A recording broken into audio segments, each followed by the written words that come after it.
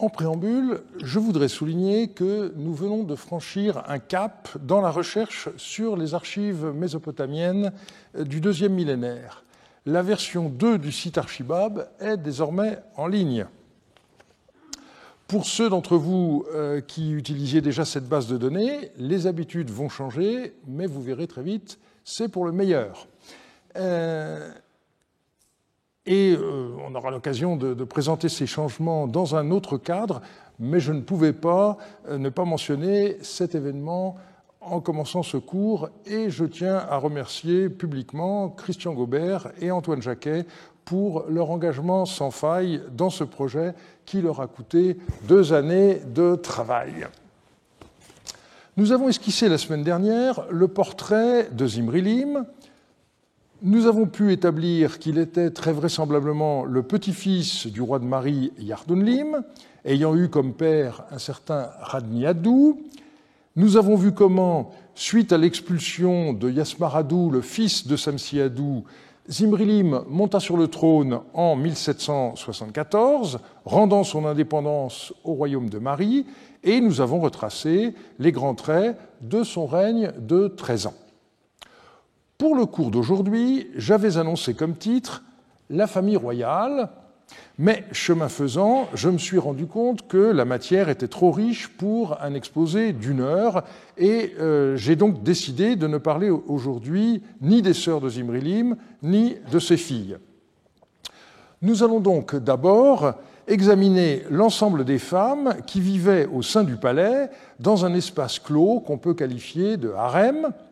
Nous passerons ensuite au cas de Aduduri, qui était, comme nous l'avons vu, la mère de Zimri-Lim, et nous terminerons par le portrait de Shiptu, la mieux connue des épouses de Zimri-Lim.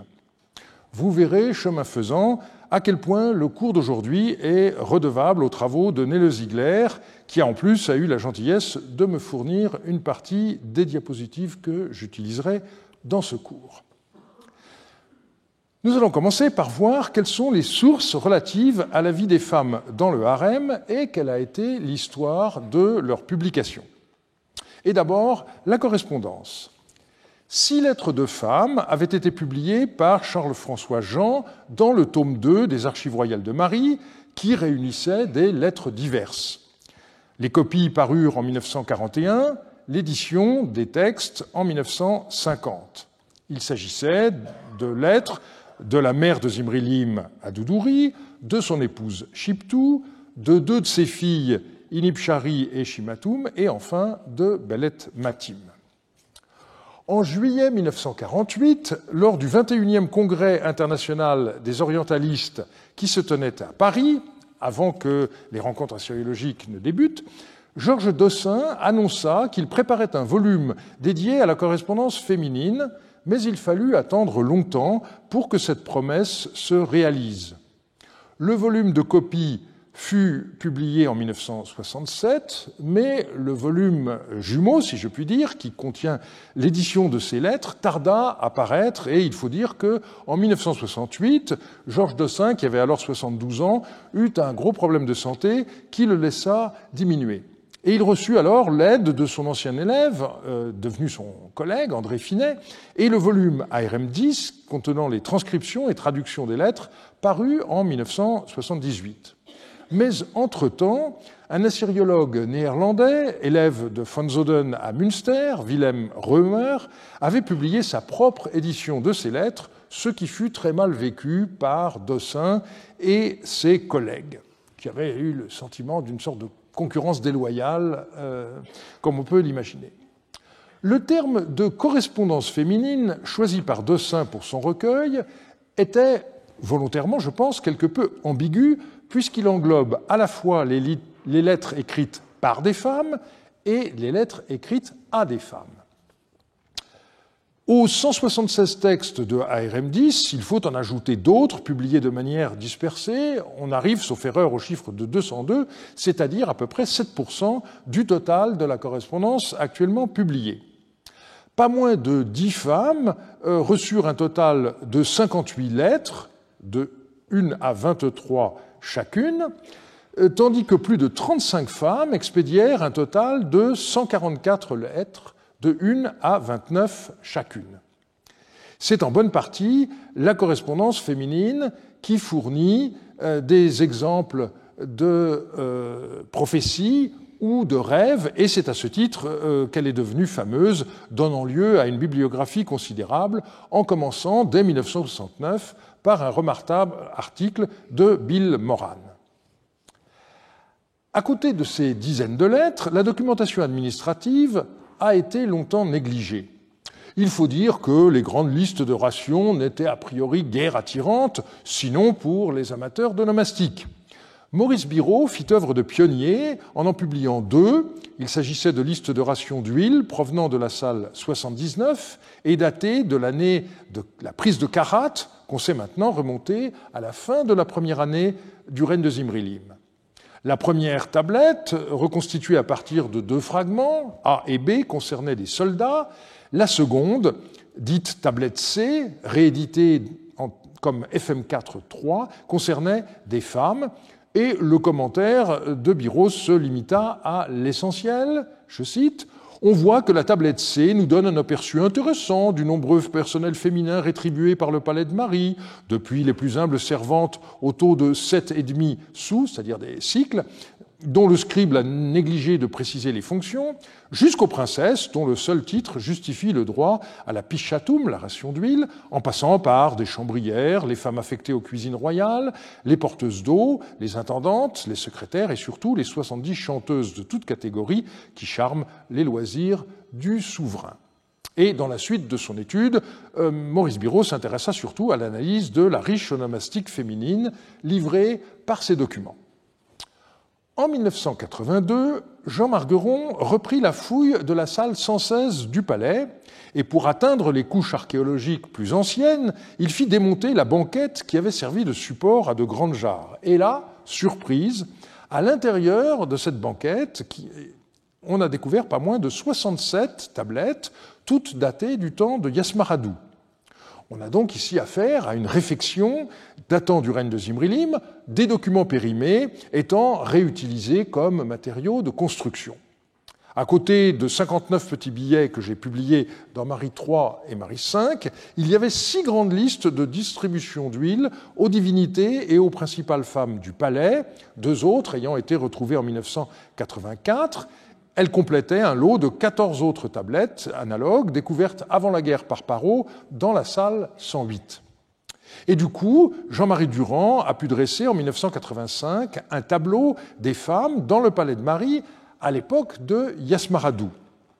Mais les matériaux du même genre étaient encore plus nombreux pour le règne de Zimrilim et il en confia l'étude à Nele Ziegler qui en tira un livre véritablement magnifique paru en 1999 comme tome 4 de la série Florilegium Marianum et donc je citerai souvent ce volume comme FM4 avec son sigle et à partir d'une édition et d'une analyse minutieuse de textes très laconiques, je l'ai déjà dit, liste de rations mensuelles d'huile, mais aussi de laine, elle est parvenue à reconstituer de manière très vivante toute la vie grouillante qui se déroulait derrière les épaisses murailles du palais. J'ajoute que ce livre est désormais épuisé, mais vous pouvez le télécharger gratuitement sur le site de la CEPOA. L'adresse figure à l'écran. Un aspect important de ce dossier consistait à déterminer quel espace ces femmes occupaient à l'intérieur du palais. Une analyse combinée des données archéologiques et textuelles, publiée par Jean-Marie Durand et Jean Margueron en 1980, a donné des résultats très intéressants. Dans sa thèse, Margueron avait isolé, au nord de ce qu'il avait défini comme la maison du roi, un ensemble qu'il appelait la seconde maison. Or, c'est dans cet espace que furent découverts des documents très importants concernant certaines femmes. Jean-Marie Durand a par exemple souligné que dans les salles 51 et 52 avaient été retrouvées des lettres de Zimrilim à son épouse Shiptou, ou encore, c'est dans la salle 40 que l'on a retrouvé les dépenses pour la table de la reine comportant le sceau de Shiptou. La seconde maison était donc manifestement l'endroit où se trouvaient la reine et les nombreuses autres femmes qui résidaient dans le palais. Les courants féministes, notamment américains, ont critiqué l'emploi du terme de harem s'agissant de la Mésopotamie ancienne. Il est vrai qu'un certain orientalisme a nourri beaucoup de fantasmes, notamment au XIXe siècle. Dans un article de 1990, John Westenholz avait insisté sur le fait que beaucoup de réalités des harems dans le monde musulman ne se retrouvaient pas dans le monde mésopotamien, et elle avait raison sur un certain nombre de points. Cependant, l'étude des listes de rations par Nele Ziegler lui a permis de montrer qu'il y avait dans le palais de Marie un espace réservé aux femmes dont l'accès était contrôlé à l'extérieur par des gardes et à l'intérieur par des gardiennes. Quel mot français employer dès lors pour décrire un tel espace ? C'est bien celui de harem qui s'impose, avec son sens étymologique en arabe d'espace interdit d'accès. Et après, bien entendu, dans le cadre du comparatisme, il faut montrer en quoi ces harems mésopotamiens sont semblables ou diffèrent d'autres réalités qu'on peut trouver, et pas seulement dans le monde musulman. Un texte montre que l'entrée du palais était fermée non seulement pendant la nuit, mais également à l'heure de la sieste. C'est une lettre qui date de l'époque de Yasmaradou, mais je ne résiste pas à la nécessité et au plaisir de vous le lire. C'est un des plus beaux textes de Marie qu'il m'ait été donné de publier. Je cite : « La nourrice de la reine, qui est venue de Katna, vu que, depuis que la reine est petite, cette femme l'a éduquée et qu'elle connaît ses habitudes, sans doute aurait-il fallu la mettre à l'écart lors du départ de la reine depuis Katna. » J'ouvre ici une parenthèse. Lorsqu'une princesse était donnée en mariage à l'étranger, elle était généralement accompagnée par la nourrice qui avait continué à s'occuper d'elle au-delà de son enfance. Je reprends la lecture. « Or, on nous l'a envoyée à Marie avec Beltoum, donc la reine épouse de Yasmaradou. Mais cette femme ne connaît rien des usages du palais de Marie. À cause de la femme peu sûre qui se tient au service personnel de ma reine, à l'heure de la sieste, lorsque les verrous du palais sont fermés, elle, c'est-à-dire la reine, lui a fait sortir les chanteuses vers la chapelle d'Ishtar pour la cérémonie Shurarum. Dans la cour du Bit Birmi, le bâtiment aux peintures, une insolation l'a frappée, elle est malade depuis ce jour-là. » Alors on peut parfaitement cartographier l'anecdote. La jeune reine a décidé de quitter le harem en passant au nord de la salle 115, et elle est entrée avec ses compagnes dans la grande cour 131, sur laquelle donne la salle 132, ornée de peintures, et donc qui s'appelle le Bit Birmi, le bâtiment aux peintures. Et ce Bit Birmi a pu être identifié comme étant la chapelle vouée à la déesse Ishtar. Mais en dehors des périodes où les verrous du palais étaient fermés, les femmes devaient rester confinées dans le harem. Jean-Marie Durand a cependant été frappé par deux phénomènes, le nombre croissant de femmes d'une part, et d'autre part, l'exiguïté de l'espace qui leur était réservé, même en tenant compte de l'étage restitué par Jean Margueron. Or, les listes de rations s'arrêtent au début de l'an 6, et Jean-Marie Durand a donc supposé que, par la suite, les femmes auraient déménagé dans un autre lieu. C'est possible, mais il faut bien dire que nous n'avons aucun indice positif à ce sujet, et la concentration des listes dans la première moitié du règne pourrait être due au fait qu'à un moment donné, un tri a été fait dans les archives et que Parrot serait précisément tombé sur les tablettes mises au rebut, les tablettes plus récentes n'ayant pas été retrouvées. Les femmes du harem du temps de Zimrilim sont avant tout connues par des listes de rations mensuelles d'huile et de laine qui sont toutes structurées de la même manière. On trouve en tête un certain nombre de divinités, on a ensuite les membres de la famille royale, puis viennent les musiciennes, des femmes qualifiées de sekertum, d'autres qualifiées de kesertum. On a ensuite différents groupes de servantes, le personnel des cuisines, les gardiennes, les puiseuses d'eau et enfin les gardiens. Je voudrais donner quelques détails sur certaines de ces catégories et d'abord la section relative à la famille royale. Le seul texte qui mentionne Adoudouri, FM 4.1, commence par elle et donc nous avons vu qu'il s'agit de la mère du roi. La princesse Inibshina, fille de Yardunlim et prêtresse du dieu Hadou, ouvre les autres listes. Suivent les noms de princesses, qui semblent être toutes des filles de Zimrilim, et ensuite seulement ses épouses. Il y a là un élément un peu troublant. Les princesses ont en effet des rations moins élevées que les épouses, mais elles les précèdent, comme si le fait d'être du même sang que le roi leur donnait une certaine préséance. Ces princesses vivaient dans le harem jusqu'au moment où elles étaient données en mariage, soit à des rois étrangers, soit à des dignitaires, et j'ajouterais, soit à des divinités, puisque les prêtresses étaient généralement considérées comme épouses du dieu. Pour ce qui est des épouses de Zimrilim, dans un premier temps, arrivait en tête Dame Khouratsi. Ça n'est que dans la liste numéro 13 qu'apparaît Shiptou à sa suite. Je ne dirai qu'un mot de Dame Khouratsi, dont les lettres sont d'une platitude complète. Jean-Marie Durand a proposé qu'elle soit identique à la princesse originaire de Katna, qui avait été donnée en mariage à Yasmaradou, celle qui a été frappée d'insolation dans le texte que je vous ai lu tout à l'heure. En quittant le palais, Yasmaradou n'aurait pas pu l'emmener avec lui, et selon la coutume de l'époque, le roi vainqueur l'aurait prise dans son harem. Il n'y a cependant pas de certitude absolue à ce sujet, et un très bon connaisseur des archives de Marie, comme Jacques Sasson, a proposé que l'épouse de Yasmaradou ait été renvoyée à Katna, ou bien qu'elle soit devenue une prêtresse. S'il a raison, alors les origines de Dame Khouratsi restent à trouver. Outre Dame Khouratsi et Shiptou, Zimrilim eut des épouses secondaires. Un texte énumère 7 épouses qualifiées de Kallatoum, qui sont clairement ses épouses secondaires, et qui sont suivies par 15 femmes qualifiées de servantes du roi, en qui on peut voir de simples concubines. Les enfants que ces concubines donnaient au roi n'avaient pas droit au trône, ils devenaient des Kirisakoum, un terme dont Nélé-Ziegler a montré récemment qu'il désignait des eunuques.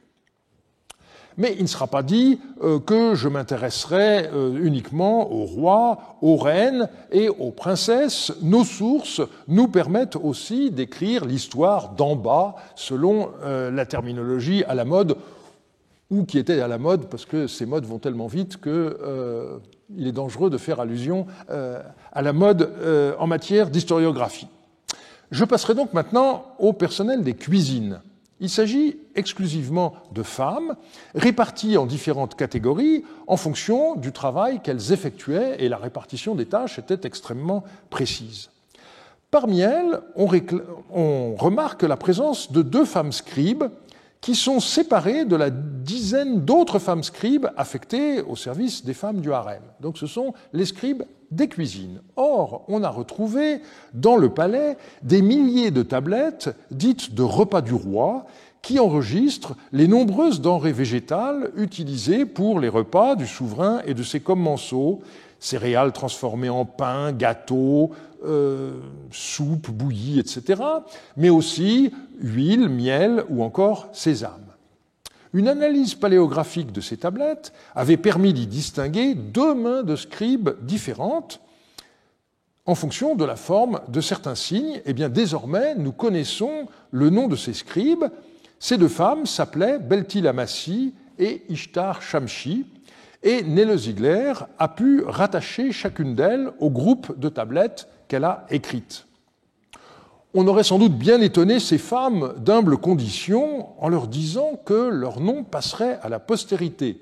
En les nommant aujourd'hui, je leur donne la principale forme de survie à laquelle croyaient les anciens Mésopotamiens. Beltil Amassi et Ishtar Shamshi, vous n'êtes pas les oubliés de l'histoire. Je poursuivrai par 2 autres portraits. Le premier sera celui d'une simple puiseuse d'eau. Elle appartenait au groupe des femmes chargées d'approvisionner le harem en eau. Ce groupe est celui qui recevait le montant d'huile le plus faible, signe du peu de considération attachée à ces femmes. Dans la liste de rations, elles apparaissent soit avant les portières, soit entre les portières et les portiers, ce qui semble indiquer qu'elles avaient l'habitude de franchir la porte du harem. Dans la liste des quelques 20 puiseuses d'eau figure une certaine Nanna. Ce nom est rare et on le retrouve dans une lettre écrite par Zimrilim à son épouse Shiptu à propos d'une femme atteinte d'une maladie de peau. Je cite « J'ai entendu dire que Nanna souffrait du mal Simoum et que malgré cela, elle était en total rapport avec les servantes du palais et qu'elle contaminait de nombreuses femmes à son seul contact.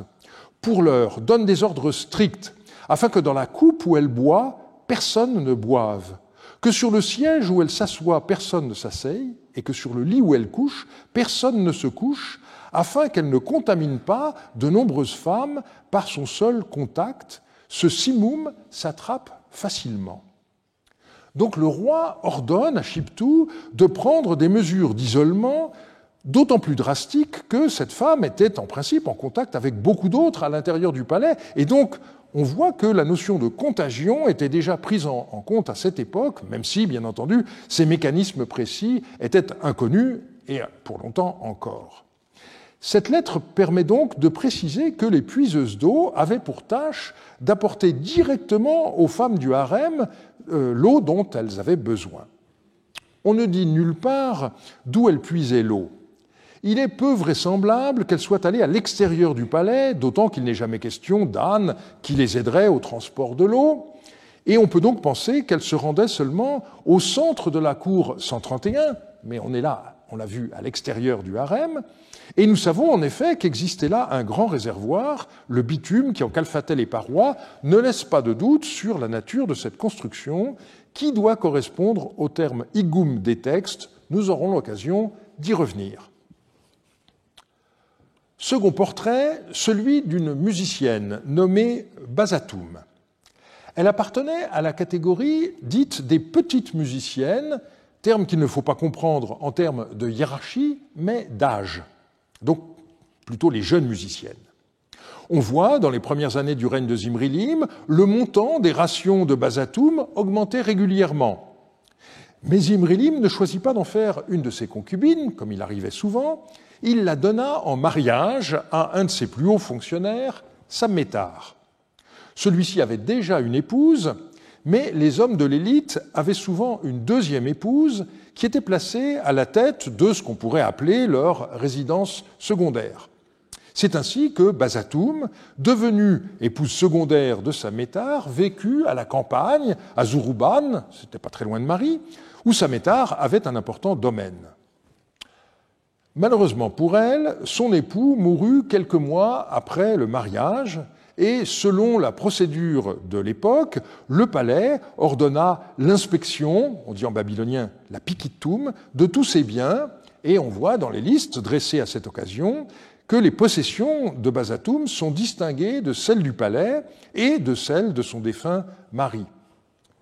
Les contacts de Bazatoum avec ses anciennes collègues n'avaient pas été rompus, puisqu'on voit qu'elle avait accepté de conserver des bijoux appartenant à une autre musicienne nommée Beltani, qui ne devait pas disposer d'endroits sûrs pour les garder.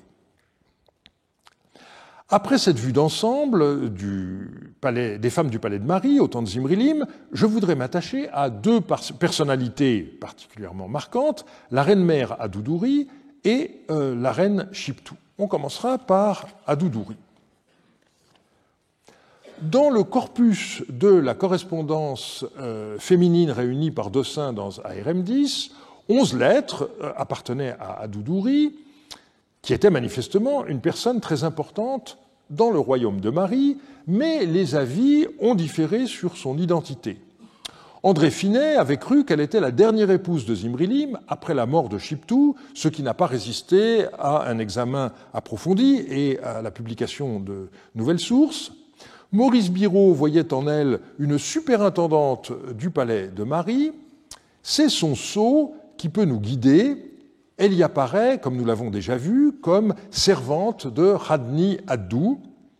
Or, nous avons vu la semaine dernière que ce Radni Adou était très vraisemblablement le père de Zimrilim, et donc on peut en déduire que Adoudouri était sa mère. C'est ce que Jean-Marie Durand et moi-même avons proposé dans notre article de Marie IV en 1985, mais on n'a pas encore trouvé de texte qui décrive explicitement Adoudouri comme la mère de Zimrilim. À mes yeux, la situation ne fait guère de doute. Où Adoudouri habitait-elle ?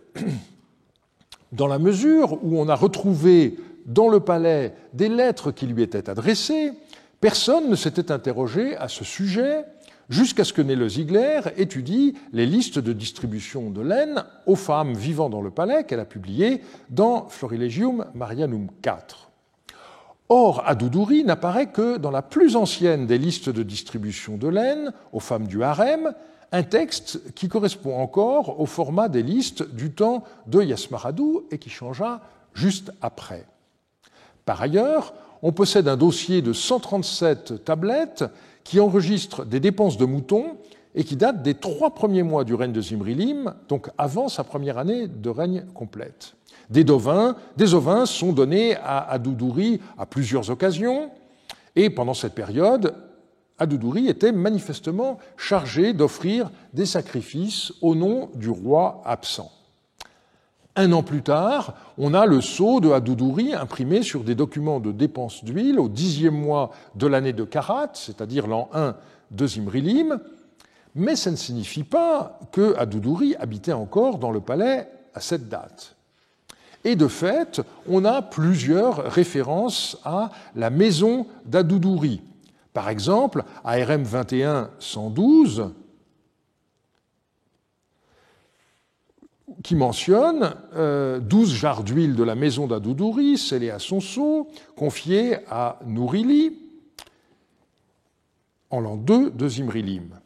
Il faut par ailleurs noter la distinction faite dans le texte de dépenses d'huile ARM 21-125 entre l'huile destinée aux lampes du palais et celle qui est destinée aux lampes de Adoudouri, donc un texte qui date également de l'an 2 de Zimrilim et qui laisse penser que Adoudouri, par conséquent, à ce moment-là, habitait à l'extérieur du palais.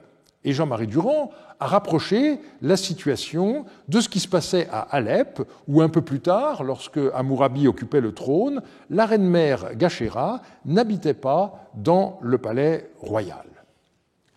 Passons maintenant à l'analyse de la correspondance d'Adoudouri. Elle comprend 26 lettres à répartir en 2 groupes. Du côté de la correspondance active, on a 13 lettres de Adoudouri qui sont adressées à Monseigneur, c'est-à-dire à Zimrilim, et puis on a également une lettre qu'elle adressa à l'intendant Mukanichum.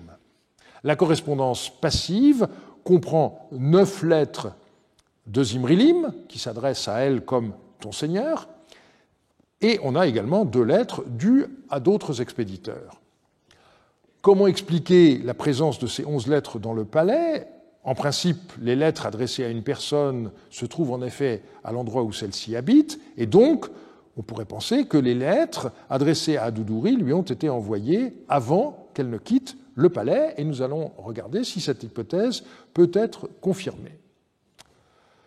Nous commencerons par les lettres à contenu politique et religieux. Vous allez voir qu'on ne peut pas dissocier les 2 aspects. Plusieurs lettres d'Adoudouri à Zimrilim s'achèvent par des mises en garde. Son fils, en campagne militaire, doit prendre garde à lui-même. On lit ainsi « Monseigneur doit mettre tout son soin à protéger sa personne ». Ou encore « Dis à Monseigneur, ainsi parle Adoudouri, la ville de Marie, les temples et le palais vont bien, qu'en rien le cœur de Monseigneur ne s'inquiète. Naguère, Monseigneur m'avait parlé en ces termes, je multiplie les expéditions, mais c'est en fonction des bons présages que j'obtiens. Eh bien, que Monseigneur multiplie les expéditions en fonction des bons présages qu'il obtient, mais qu'il ne soit pas négligent à se protéger. Ce passage est très intéressant pour l'attitude des anciens vis-à-vis de la divination. Il ne s'agit pas de scepticisme, mais il faut bien comprendre, ça n'est pas parce que les présages sont bons qu'il faut être imprudent. Votre voiture est assurée, ce n'est pas une raison pour faire n'importe quoi. Mutatis mutandis, il en allait de même. On avait l'assurance des dieux que si les choses se passaient normalement, il n'y aurait pas de problème, mais donc il ne faut pas prendre de risques inutiles.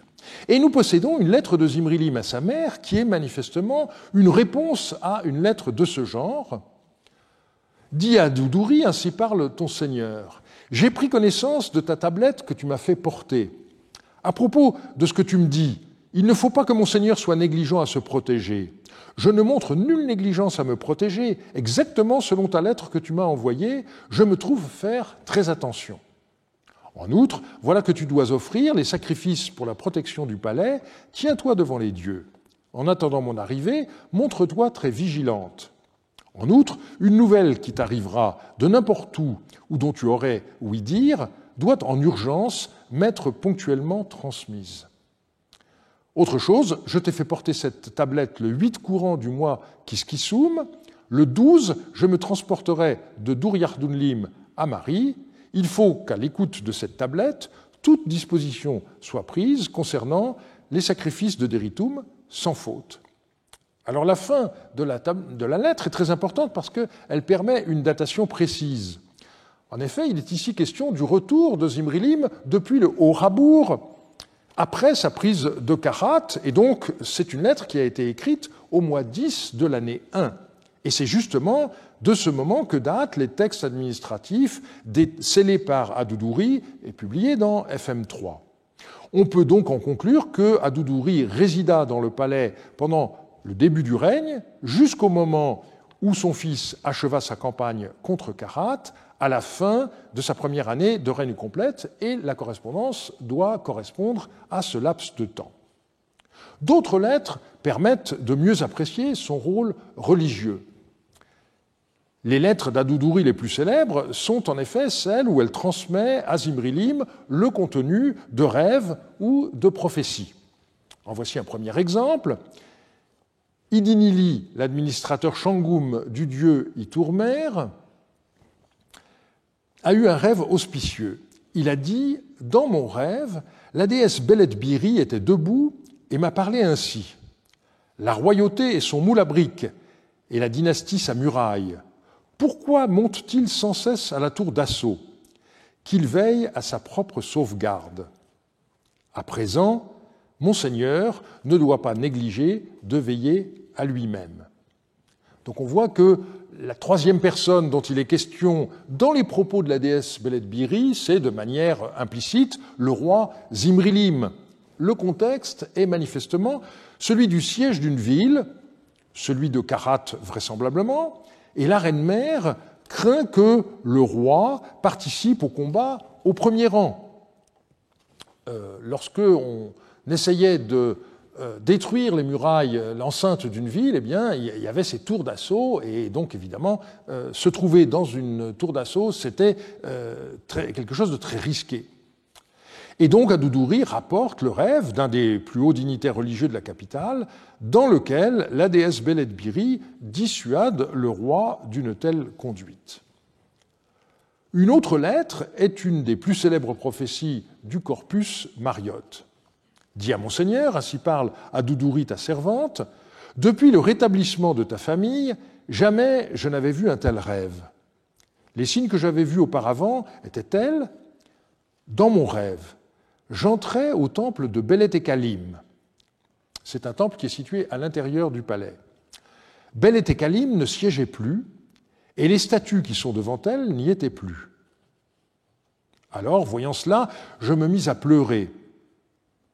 Ce rêve de moi était de la première veille. À nouveau, Dada, le grand prêtre Shangoum d'Ishtar Bisréenne, se tenait à la porte de Belet-Ekalim et une voix désagréable ne cessait de crier ainsi. « Reviens-moi, Dagan! Reviens-moi, Dagan !» Voilà ce qu'à plusieurs reprises elle criait.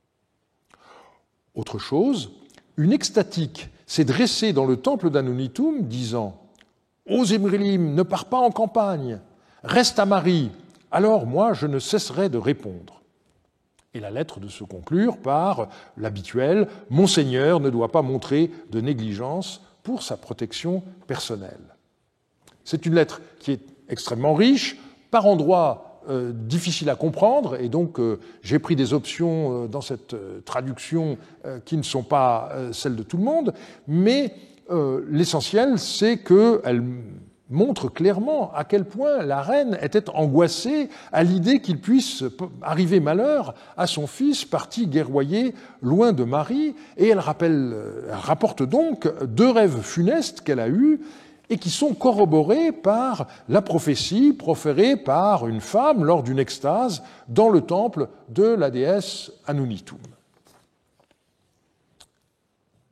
Passons à des choses plus matérielles. Les activités économiques d'Adoudouri, elles ont fait l'objet d'une synthèse de Nele-Ziegler et, faute de temps, je ne pourrais pas développer beaucoup ce point. Je dirais seulement que le rôle d'Adoudouri dans la gestion des stocks du palais, qui est manifeste dans sa correspondance, est confirmé par un certain nombre de documents administratifs. Mais je voudrais vous parler d'une lettre un peu plus extraordinaire, parce qu'elle nous montre un aspect inattendu du palais. Dit à Adoudouri, ainsi parle ton Seigneur. Je ne cesse d'entendre parler des chevaux blancs qui proviennent de Katna. Ils sont de bonne qualité. À présent, le jour où tu écouteras ma présente tablette, dans la cour du bâtiment aux peintures, à la porte des gardes, afin qu'il y ait de l'ombre pour protéger contre la chaleur du jour, que l'on fasse un toit, que l'on jonche des roseaux, que ces chevaux y gîtent, qu'on leur apporte du grain. En outre, ne montre pas de négligence envers mes directives. Le toit pour ces chevaux doit être fait en face de mes appartements.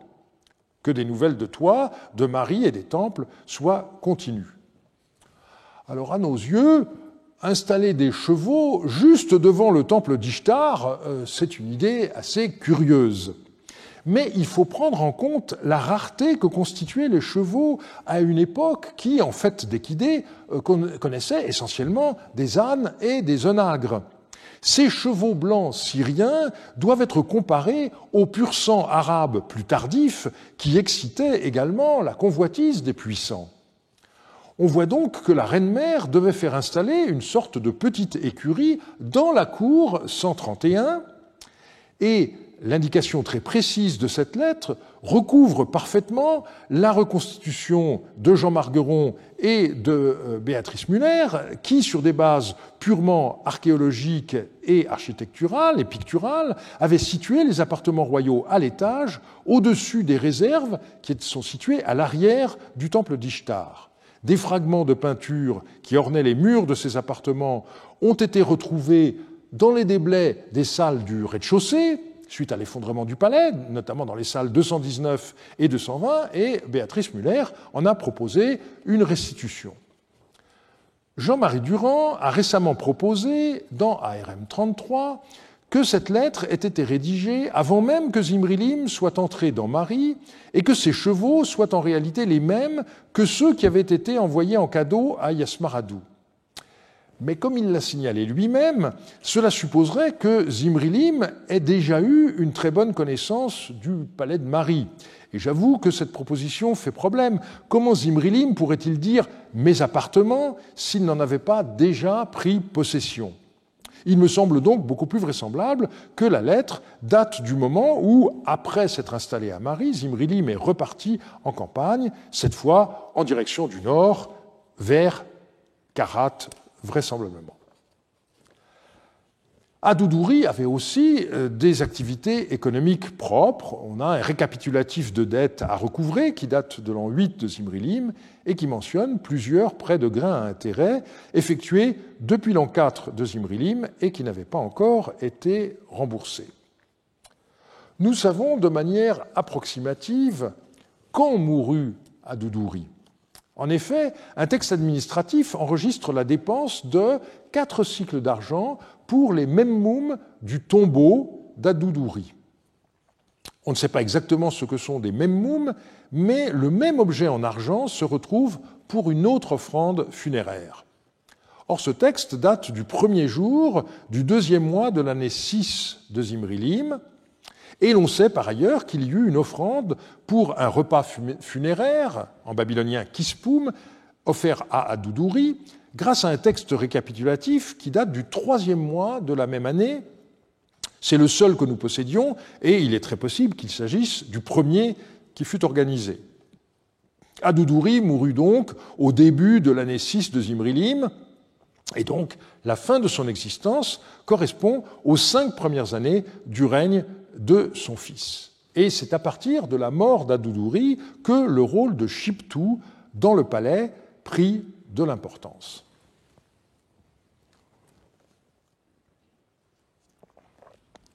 Shiptou est une des figures les mieux connues de Mari. Son identité a été établie depuis longtemps. C'est en 1948 que Georges Dossin définit Shiptou comme étant la reine à l'époque de Zimrilim. Dans cette étude, Dossin portait une attention particulière au sceau de Shiptou. Sa légende montrait en effet qu'elle était fille du roi d'Alep Yarimlim et épouse de Zimrilim. C'est donc un sceau qui a été gravé après son mariage dans un atelier de Mari, selon toute vraisemblance. Depuis 1948, on en a appris davantage sur le sceau de Shiptou.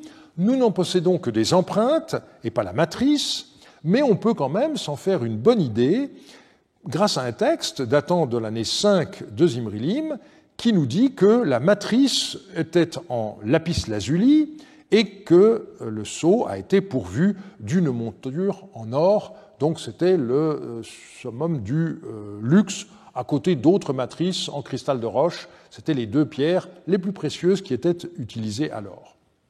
Shiptou était donc originaire du royaume d'Alep, qui portait le nom de Yamrad, qui est de mieux en mieux connu, quoique sa capitale n'ait pas encore livré de tablettes cunéiformes. C'est la ville d'Al-Alar, également connue sous le nom d'Al-Artoum, qui nous permet de connaître ce royaume de l'intérieur, et une synthèse due à Jacob Lauinger a fait le point sur son organisation territoriale. On connaît de mieux en mieux la famille royale d'Alep. La dynastie a été fondée par Soumouépour, qui eut comme successeur Yarimlim. Celui-ci a épousé une femme nommée Gachéra, qui lui donna notamment 2 enfants, Hammurabi, qui devait succéder à son père sur le trône, donc rien à voir avec Hammurabi de Babylone, c'est un homonyme, et puis une fille nommée Shiptou, et qui devint reine de Mari. Je ne vais pas maintenant vous parler en détail du mariage de Shiptou. Nous verrons cela lorsque nous dresserons le portrait d'Askoudoum et de Richia, 2 dignitaires qui furent chargés de négocier l'affaire et de conclure le mariage par procuration à Alep. Au terme d'un long voyage, Shiptou arriva à Mari le 6e mois de l'an 2 de Zimrilim. Et dans un premier temps, Damkhouratsi eut la préséance. Sa ration mensuelle de laine passa de 10 mines à 15 mines, tandis que Shiptou n'avait droit qu'à 10 mines. Il est fort possible que cette prééminence venait du fait que Damkhouratsi avait déjà donné un héritier à Zimrilim, et de manière significative, ce garçon avait reçu le nom de Yagidlim, c'est-à-dire l'ancêtre de la dynastie. Mais en l'an 5, Shiptou passa avant Damkhouratsi dans les listes, et le nombre de ses servantes dépassa alors celui des servantes de Damkhouratsi. Donc il y a une sorte de concurrence entre les 2 reines. Où Shiptou résidait-elle ? On possède à ce sujet une lettre du devin Askoudoum qui cite les propos du roi d'Alep Yarimlim à propos de l'installation de sa fille Shiptou avant qu'elle ne quitte Alep pour se rendre dans le palais de Zimrilim. Askoudoum déclare « Yarimlim m'a entrepris en ces termes. J'ai souvent entendu dire que les dieux sont puissants dans le palais de Mari. Où entreront donc les affaires de ma fille ?» Askoudoum, j'ai répondu « La maison de ta fille est excellente. » Il a dit « Que les affaires de ma fille soient donc déposées dans sa demeure, mais que ma fille réside chez son époux et que, 5 ou 6 jours, elle quitte le palais et qu'elle s'occupe de sa demeure. Maintenant, il faut que mon seigneur donne des instructions et qu'il sélectionne une demeure afin qu'on la prépare pour sa fille, de telle sorte que ses serviteurs, c'est-à-dire ceux de Yarimlim, qui feront route avec moi, voient cette demeure et fassent rapport à leur seigneur. Pour l'heure, je viens d'écrire à mon seigneur ce que j'ai entendu de la bouche de Yarimlim, que mon seigneur réfléchisse afin qu'on s'occupe de la demeure qu'on aura déterminée pour cette jeune fille. » Dès la publication de cette lettre, il a paru clair que le souci de Yarimlim serait que sa fille ne puisse habiter le palais en raison de tabous religieux. La mention du fait que Chiptou puisse habiter le palais mais le quitter 5 ou 6 jours a été interprétée par Jean-Marie Durand comme une allusion à la période de menstruation comprise dans les civilisations orientales anciennes comme un moment d'impureté. Je le cite. Comment dès lors ne pas voir dans ce passage une preuve que l'espace du palais de Marie, étant particulièrement sous l'emprise du sacré, l'impureté mensuelle, entre guillemets, de la reine la contraint d'évacuer le palais royal. Un parallèle s'impose dès lors avec les interdits rituels du Lévitique. La femme qui a ses règles ne peut monter au temple pendant une semaine, Lévitique 15-19. À partir du moment où temple et palais se compénètrent, la reine doit décamper. Une telle histoire ne peut se comprendre si les dieux ne sont pas avant tout chez eux, dans le palais de Marie, et vous avez vu que les listes de rations commencent par des rations qui sont données aux divinités, et il y a à l'intérieur du palais la chapelle d'Eshtar, la chapelle de Belet et Kalim, donc en effet, le palais est un endroit qui a des aspects sacrés. L'interprétation de Jean-Marie Durand a été suivie par Jack Sasson, et les objections de Wolfgang Heimpel ne doivent pas être retenues. Il disait « Je ne peux pas croire que Yarimlim ait parlé de ça avec Askoudoum ». Ça, c'est une réaction d'occidental, je dirais plutôt du 19e que du 20e siècle. Mais en réalité, vous voyez bien que dans la lettre, Askoudoum éprouve une certaine gêne et il précise bien à la fin « Je viens d'écrire à mon seigneur ce que j'ai entendu de la bouche de Yarimlim ». Donc il souligne le fait qu'il retranscrit verbatim les propos du roi d'Alep. Alors, où était cette demeure de Chiptou à l'extérieur du palais dans les premières années de sa vie à Marie? Nous ne savons pas, mais nous voyons que après la mort d'Askoudoum, qui se passe en l'an 8 de Zimrilim, Chiptou a habité dans le petit palais oriental découvert au chantier A. On reparlera de ce bâtiment. Et on a retrouvé là des textes de repas de la reine qui datent de l'année 11 de Zimrilim et qui portent des empreintes du sceau de Chiptou et mentionnent également ses deux enfants, Radniadou et Chouboultoum, qui étaient peut-être, mais ça n'est pas sûr, des jumeaux. Passons à la correspondance de Chiptou. 24 lettres adressées à Monseigneur, plus une à Dariche Libour, dont on parlera la semaine prochaine, et puis 35 lettres reçues par Chiptou, 20 du roi et 10 qui sont adressées à ma reine, mais d'après leur contenu, qui avaient Chiptou comme destinataire. Ces lettres montrent l'importance considérable qui fut celle de Chiptou dans la vie du palais et même plus généralement de la capitale. C'est ce que montrent notamment les nombreuses lettres qu'elle écrivit à Zimrilim pendant ses absences, et elle commence toujours en disant « le palais va bien » ou encore « les temples et le palais vont bien » ou encore « les temples, les dieux, le palais et les ateliers vont bien ». Alors, les ateliers nous conduisent à envisager les activités économiques et administratives de Chiptou. Ces activités privées sont très mal documentées, on connaît seulement un prêt d'argent qu'elle accorda une fois, mais sa correspondance montre le rôle crucial qu'elle joua dans l'économie du palais. Un exemple avec cette lettre de Zimrilim. « J'entends dire partout que c'est le moment de moissonner l'ail. Fais observer à Sidki-Épour qu'il doit rassembler l'ail. Je réceptionnerai de lui 10 ougars d'ail comme condiment. Si l'ail est bien sec, reçois-le et qu'on le verse dans des jarres de 30 litres chaque, puis celle-là avec ton seau.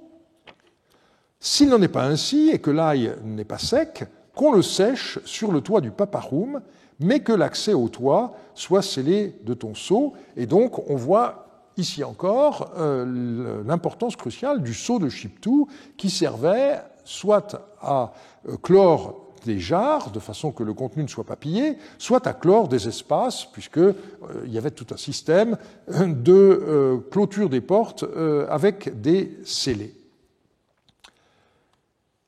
La présence de Chiptoo sur Damroratsi est attestée par plusieurs documents qui montrent que les contributions effectuées par Chiptoo étaient plus importantes que celles de la reine Damroratsi.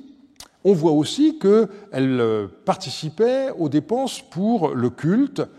Par exemple, ce texte que Lionel Marty doit publier, un bœuf de seconde qualité et un mouton engraissé que Chiptoo a sacrifié dans le temple de la déesse Belet et Kalim. Chiptoo n'était pas seulement impliquée dans l'économie palatiale, elle tenait également un rôle clé dans l'organisation du harem. C'est ce que montre cette lettre de Zimrilim qui date de la fin de son règne. Voilà que je t'envoie des femmes qui doivent devenir tisseuses. Parmi elles, il y a des prêtresses Ugbaptoum. Identifie les prêtresses et remets-les au quartier des tisseuses. Parmi ces tisseuses-ci et ces tisseuses-là, choisis-en 30 ou plus, si possible, excellentes, qui n'aient pas le moindre défaut, depuis l'ongle du pied jusqu'aux cheveux de la tête, et remets-les à Warad Ilishu pour qu'ils leur apprennent l'orchestre Soubaria. En outre, il faudra que leurs appartements soient installés en un lieu différent. Veille bien à leur ration alimentaire, que leur beauté ne s'altère pas. En outre, lorsque tu feras un choix parmi les tisseuses, il faut que ce soit en présence de Warad Ilishu. Enfin, donne des instructions à Mukanishum afin que la beauté du reste des tisseuses que tu lui confieras ne s'altère pas.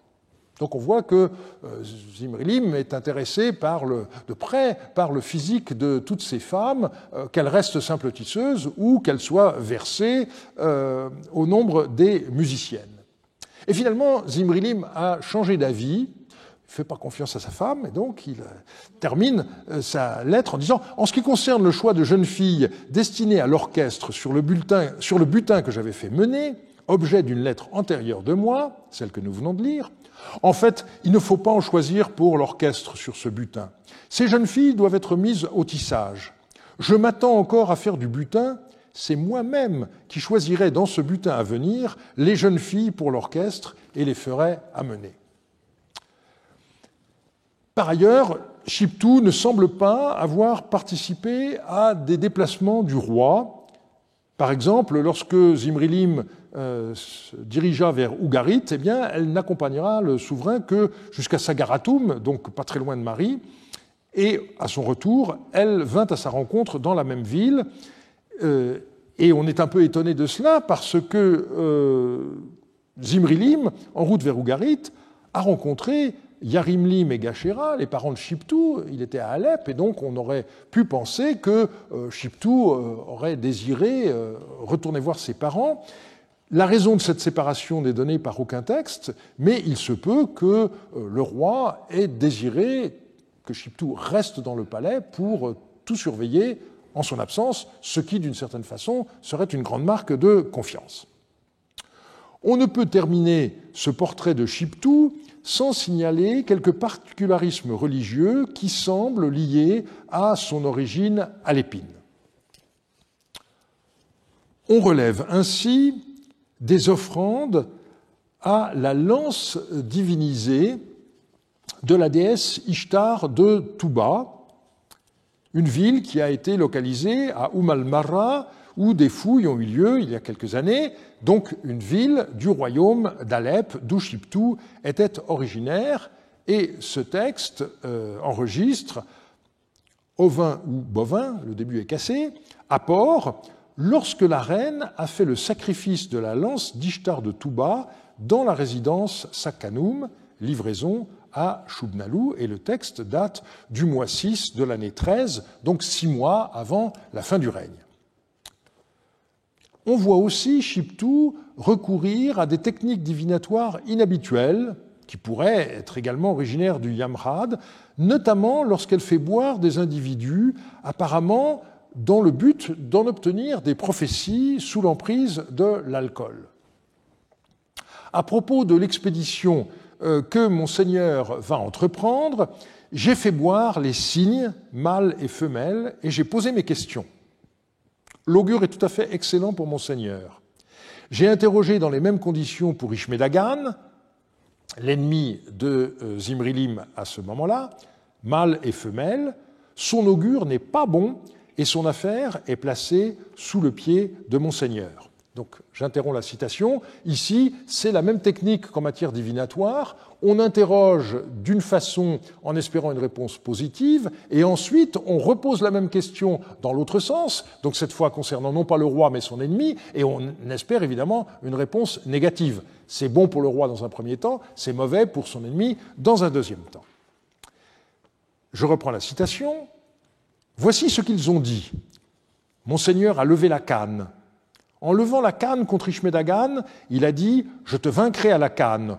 Oppose-toi tant que tu veux, je te vaincrai à la lutte. » J'ai dit alors « Monseigneur participera donc au combat armé ?» Ils ont répondu « On ne livrera pas de combat. Dès l'abord, ses alliés se débanderont. On coupera la tête d'Ishme-Dagan et on la placera sous le pied de Monseigneur en disant « L'armée d'Ishme-Dagan était nombreuse, mais malgré son nombre, ses alliés se sont débandés. » Il ne faut pas que Monseigneur dise « Elle les a fait parler par astuce ». On ne les fait pas parler. Certains parlent, d'autres résistent. Et donc on voit que Shiptou anticipe un éventuel scepticisme de Zimrilim devant ses présages de victoire, et elle explique qu'ils ont été obtenus sans pression, selon la technique habituelle donc d'examen et de contre-examen. On ajoutera tout de même que ces prophéties ne se sont pas réalisées puisque Zimrilim est mort alors que Ishme-Dagan lui a survécu. Donc, cette technique, je ne vous la recommande pas. Cette série de portraits vous aura montré la place très importante qu'occupaient les femmes de l'élite à cette époque. Selon la coutume syrienne, la reine-mère occupait le premier rang. Les épouses étaient subordonnées à leur mari, certes, mais en l'absence de celui-ci, c'était elle qui était le plus souvent responsable de la gestion de la maisonnée et donc, pour les reines, de la bonne marche du palais. Or, le roi s'absentait souvent, en particulier pour les campagnes militaires, pratiquement tous les ans et qui duraient plusieurs mois, et c'est ce qui explique l'abondance de notre documentation épistolaire, puisque le souverain devait être tenu au courant des moindres événements, y compris la maladie d'une simple puiseuse d'eau.